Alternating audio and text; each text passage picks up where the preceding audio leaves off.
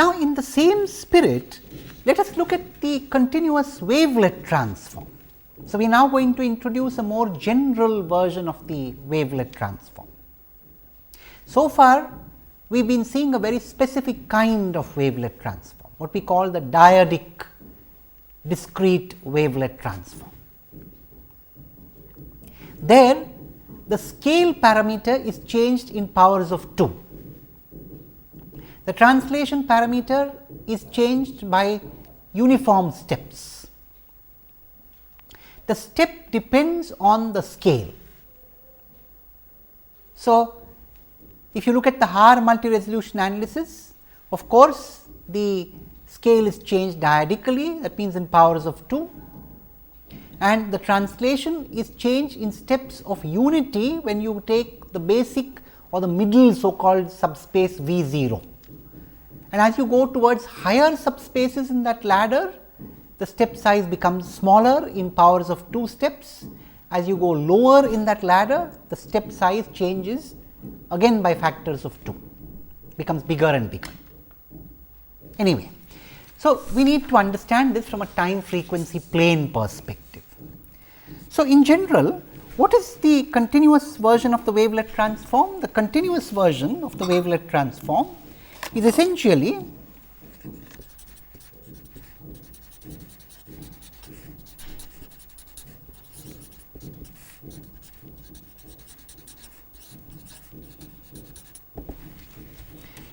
a dot product again. It is an inner product of x t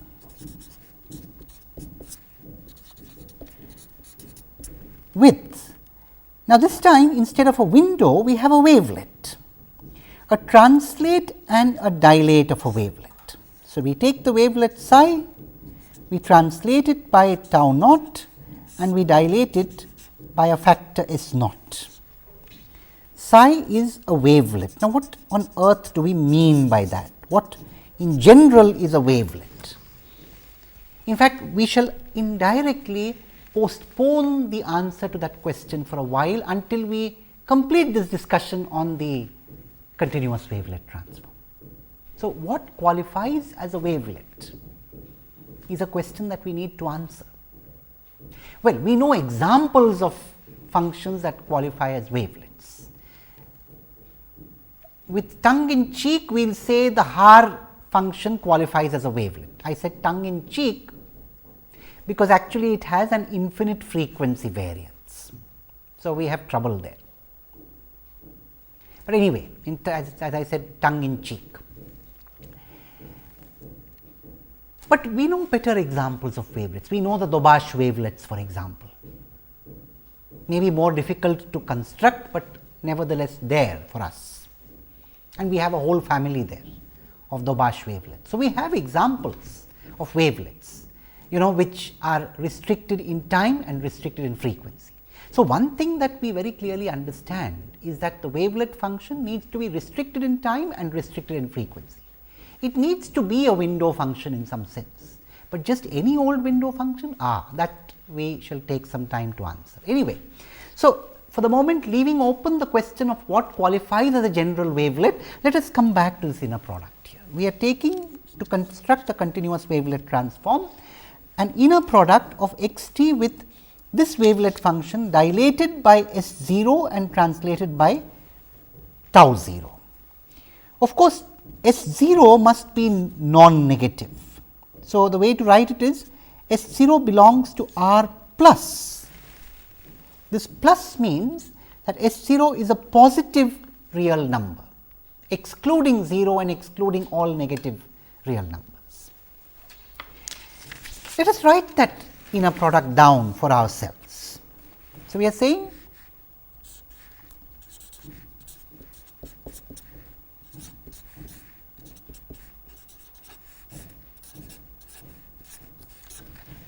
this.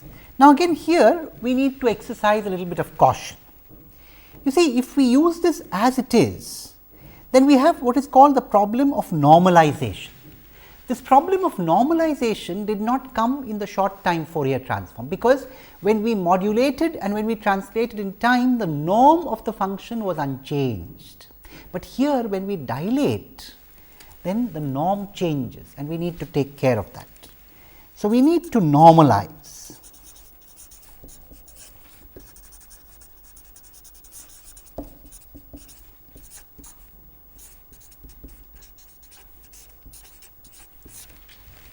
And that I leave to you to prove can be done by multiplying by a factor of 1 by square root of S 0. So, if we take 1 by S 0 positive square root times psi t minus tau 0 by S 0, then it is normalized. All right. It has a norm equal to the norm of psi t. So, this has the same norm as psi t without the translation and dilation. Anyway, so let us construct this dot product. The dot product becomes integral x t psi t minus tau 0 by S 0 dt with a complex conjugate on this. Now, of course, if psi t is real, then the complex conjugate is redundant.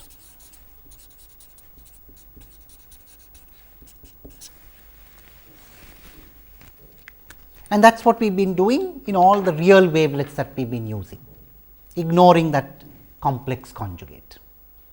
Now, let us interpret this also in the frequency domain sense. What are we doing there? Let us use Parsifal's theorem again.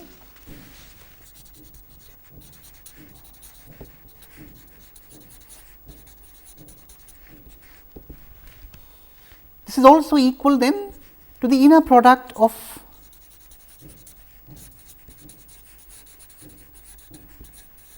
x cap omega with the Fourier transform of psi t minus tau naught by S naught. And let us evaluate this, the Fourier transform of t minus tau naught by S naught. Of course, normalized with this. And here again, although I did not need it inside the integral sign, I should keep the 1 by S naught to the power of half outside the integral sign. So, I must bring in the factor here for completeness. So, let us evaluate this. Now, the Fourier transform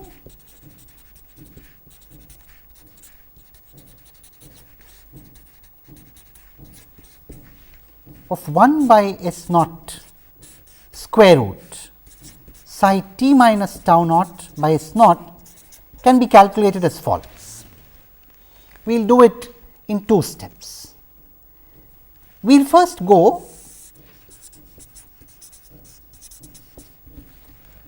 from psi t to 1 by square root S or square root S naught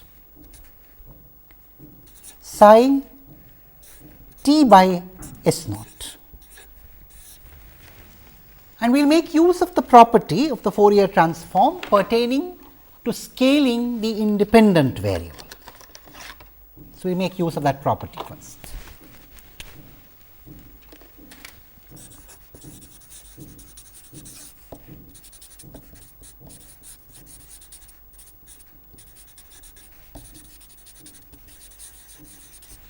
So, it is very easy to see that the Fourier transform of 1 by S naught to the power half psi t by S naught becomes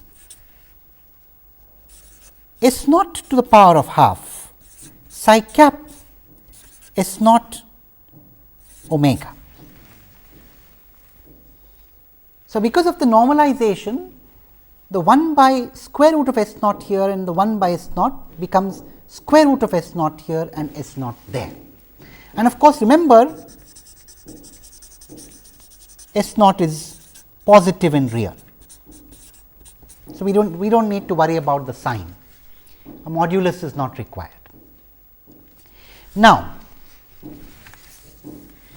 if we wish to find the Fourier transform of 1 by S naught square root psi t minus tau naught by S naught, all that we are doing is to replace t by t minus tau naught, and that amounts to multiplying in the Fourier domain by e raised to the power minus j omega tau naught. So, we will do exactly that. Therefore, we have the Fourier transform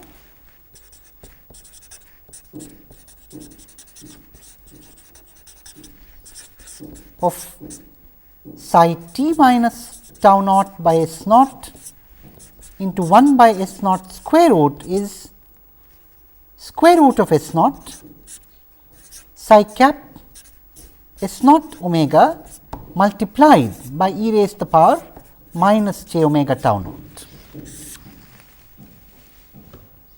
And we put this back in the expression that we had for the continuous wavelet transform. Remember, the continuous wavelet transform is a continuous function of the translation tau naught and the scaling S naught.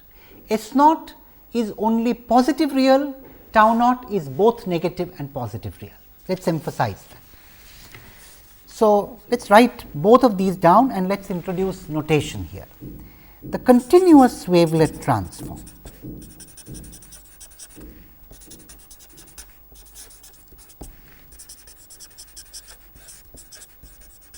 which we shall abbreviate by CWT, and here again it has primary and secondary arguments.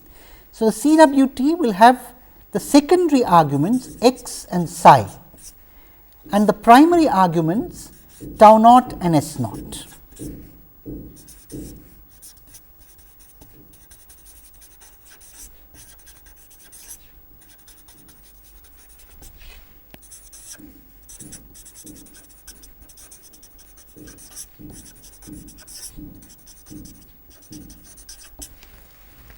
And this reads as the continuous wavelet transform of the function x, which presumably belongs to L to R, with respect to the wavelet psi evaluated at the translation tau naught and the scale S naught. So, this quantity CWT of x with respect to psi evaluated at tau naught and S naught is either, if you wish to look at it that way, the dot product of x t with psi t minus tau naught by S naught normalized with 1 by S naught, either this or, as we have just seen using Parsifal's theorem, the following. Of course, with a factor of 1 by 2 pi. So, let me keep that factor of 1 by 2 pi here.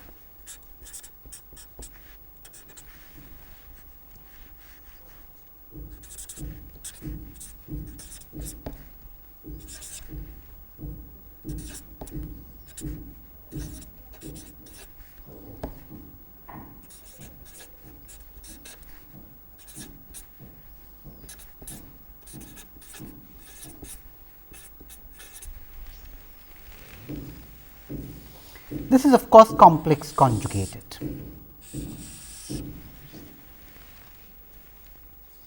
So, I need to rewrite this a little bit.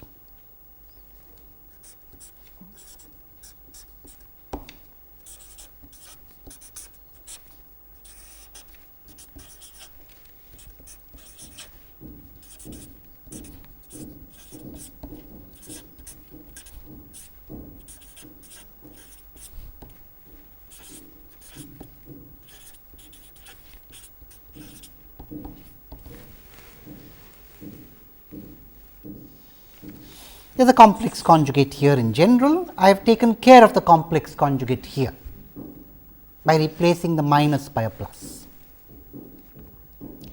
Now, this has a very interesting interpretation, provided we recall the nature of the Fourier transform of psi from the examples that we have seen so far. You will recall that if we considered the Haar wavelet, for example, psi t was a band pass function. In fact, just to recall, let me put down the magnitude pattern of the Fourier transform of psi t in the Haar case. Recall the Haar case.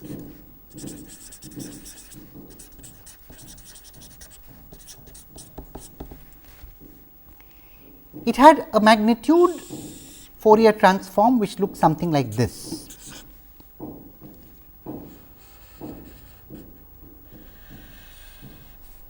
It had the first null at 4 pi and subsequent nulls of side lobes at all multiples of 4 pi beyond, and the main lobe essentially was a band between 0 and 4 pi.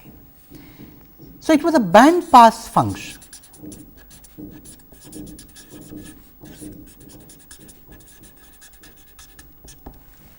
By a band pass function, I mean it did not have a non-null Fourier transform at 0. As omega tends to infinity, again the Fourier transform decays towards 0. So, the Fourier transform magnitude is 0 at 0, 0 at infinity, and maximum somewhere in between. It emphasizes a band of frequencies. We saw that explicitly in the case of the Haar function. I encourage all of you to explicitly calculate the Fourier transform of the Dobash 4 wavelet, for example. It would be interesting to do. It has to be done numerically and verify that that would also have this band pass character. So, we see the trend in these so called wavelet functions. They have a band pass character, and if we allow that interpretation, then what we have written here has a beautiful meaning. It means that we are multiplying the Fourier transform of x with a band pass function scaled in the Fourier domain by the factor s naught, and we are calculating the inverse Fourier transform of the same. Of course, this factor of square root of s naught is here to normalize.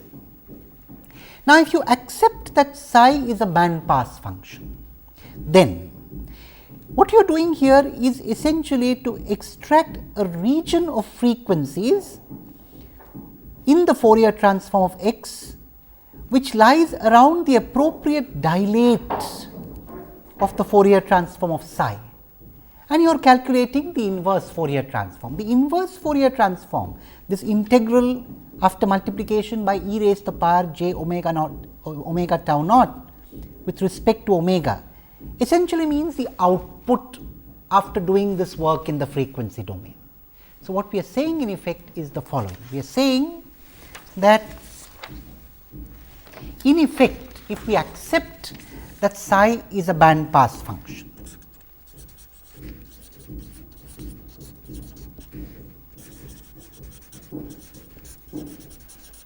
then the interpretation is as follows.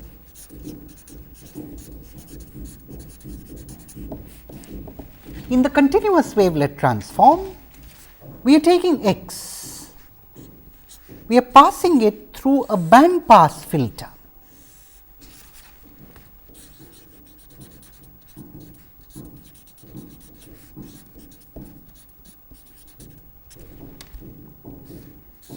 Whose impulse response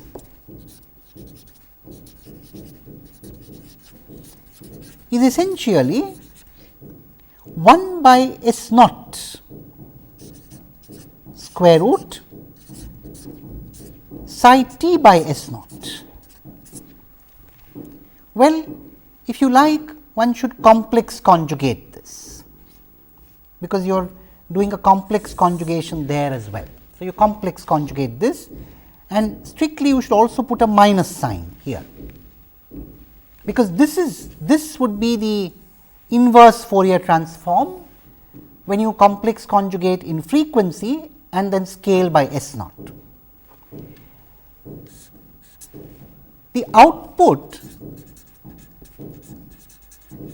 is the CWT as a function of tau naught.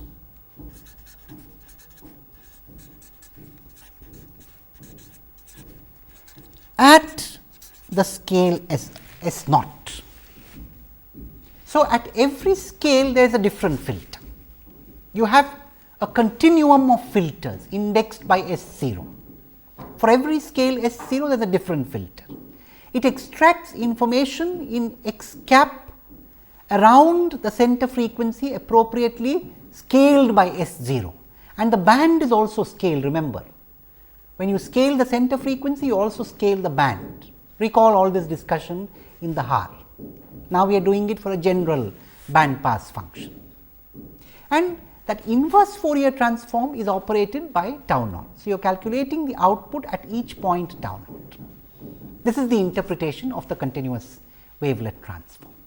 So, with that then we come to the end of this lecture, where what we have seen is essentially the definition and the interpretation of the short time Fourier transform and the continuous wavelet transform. Thank you.